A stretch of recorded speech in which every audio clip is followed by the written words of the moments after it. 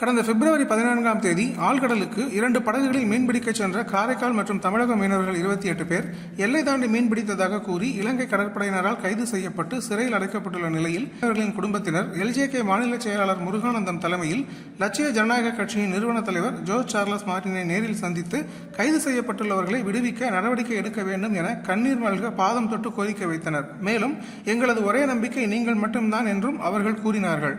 இந்த சந்திப்பின் போது மண்டல பொதுச் செயலாளர் அப்துல் பாஷித், காரைக்கால் மாவட்ட மீனவர் அணி தலைவர் வெற்றி வீரன், காரைக்கால் மாவட்ட பரப்புரை செயலாளர் ஜி.வி. பிரபாகரன் ஆகியோர் உடன் இருந்தனர்.